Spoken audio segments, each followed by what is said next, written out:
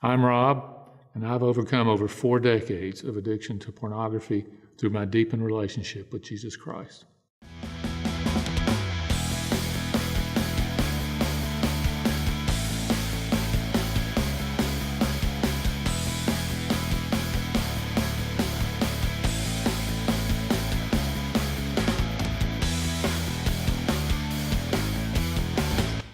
My story is probably not that different from many men who suffer from addiction to pornography.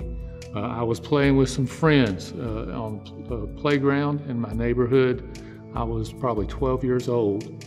We were playing war, and I was getting ready to approach the fort that was the big slide that had the slide on the side and the ladders on the back and on the corners, and ran down in the woods to take cover.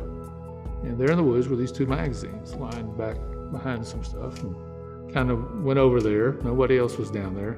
Looked at them, and I hadn't seen anything like that before. And thus began my 40-year addiction to pornography. I can remember not too long after I found that in the park, finding in my father's closet a stack of Playboy magazines. Again, this is something that a lot of us that suffer from this have discovered, and there is a kind of a generational thing that can happen with pornography. But I would buy magazines down at the newsstand. You can get them, they have them back behind the rest of the stuff. But I did that for years, up into my college age.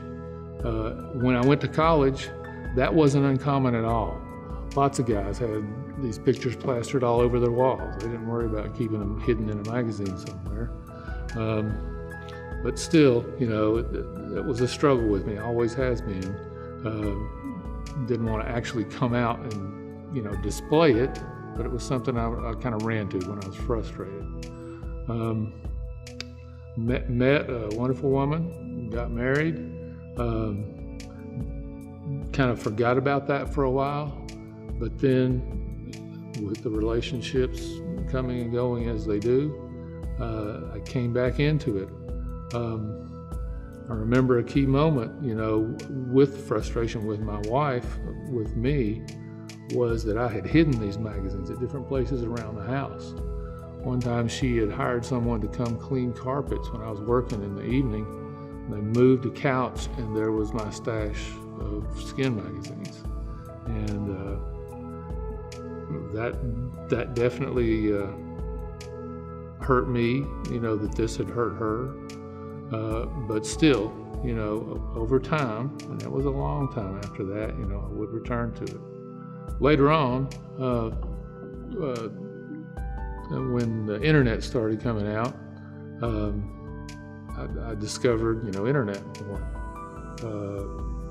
was a habit that I fell into. I've always been kind of didn't need a whole lot of sleep, nights when I functioned best and thought best, but that's when I would find myself, that would be a trigger to me, being late at night when everybody in the house had gone to bed. I'd get online and look at different sites and just jump from one to another. And I would also do it sometime when I got up in the morning, early, before anybody was up. On one of these mornings, this is probably 10 years after the magazine incident, my wife discovered me doing that. At this time, we were members in good standing of the church. We was in church leadership, and still, had this stronghold over my life that I was letting take hold of me. So she discovered me online this morning and called our preacher.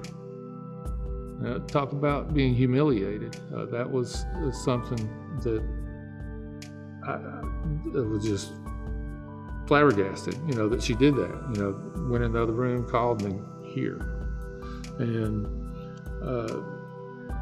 probably one of the best things that happened to me, because he had expressed from the pulpit at different times, not really any specific sermon or anything, but just the power of human sexual drive and the things, that we would do because of that. So, meeting with my accountability partner, my pastor, became kind of a lifeline for me to move away from this medication by pornography. But then he moved.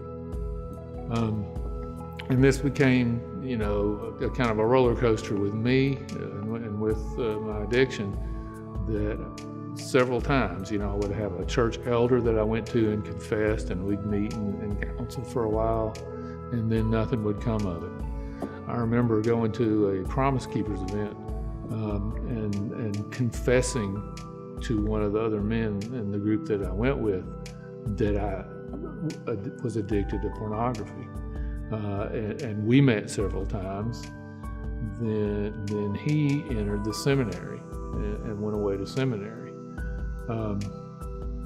I just became aware, through this process that I couldn't do this on my own.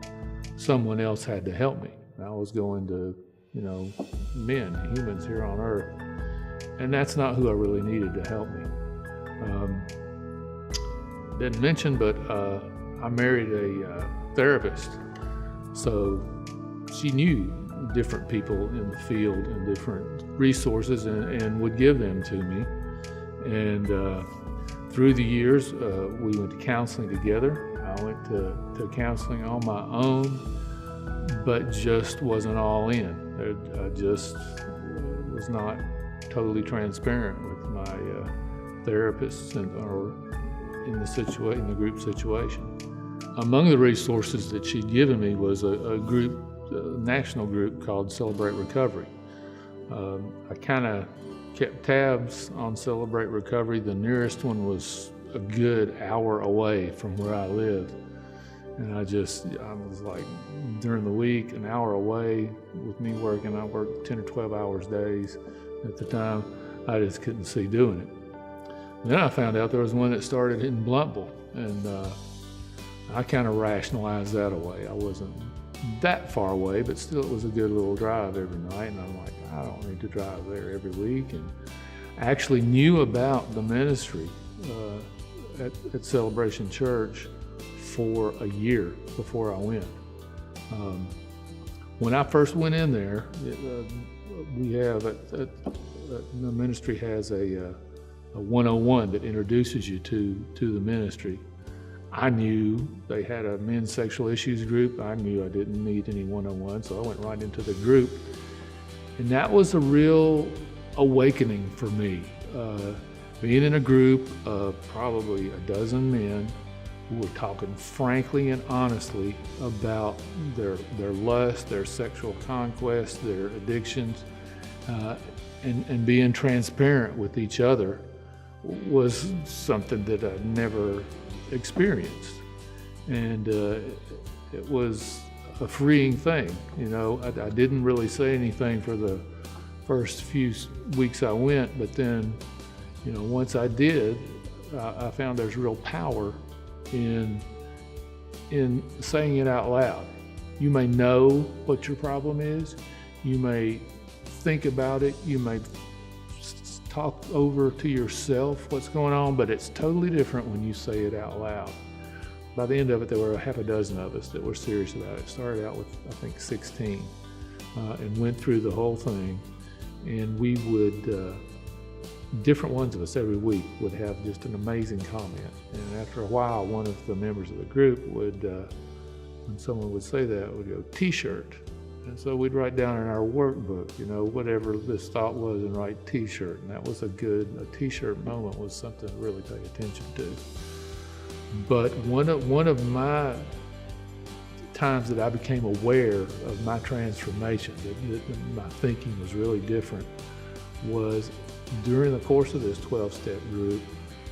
I suddenly realized one day that I had pretty much stopped praying for myself.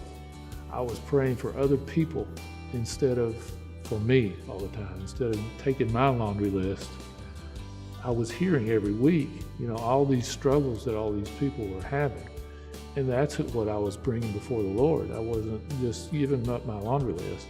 And I didn't really realize I was doing it for weeks. And then all of a sudden I realized it. And I think that's common, at least in my recovery, is you'll be in the middle of something that you're really struggling with, and it seems like you're in a deep, dark tunnel and there's barely any light. And then all of a sudden you look back and you realize how far you've come. And that's something that I think is very important, is to recognize and celebrate the little victories. And so I started doing that, instead of just asking God for specific things to happen with specific people. Something happened or something didn't happen that was bad, something happened that was good, I thank Him for it, silly little stuff. But I built up that dialogue, that to this entity, this being, this friend of mine that was more than just a human, that was the one that I could share all this with, that He knew anyway. And by saying out loud what He already knew, he helped to lead me through that and lead me out of the things that I was struggling with. I really appreciate the different people that Celebrating Freedom has brought into my life. I appreciate God letting me have a little insight into their lives. And it's been a real education for me, and has helped me to have empathy for others, and helped me to have freedom from my stronghold by seeing how they've acted, reacted, and transformed through giving up their stronghold. I appreciate so much these people that have come into my life and celebrate the freedom that God has given me.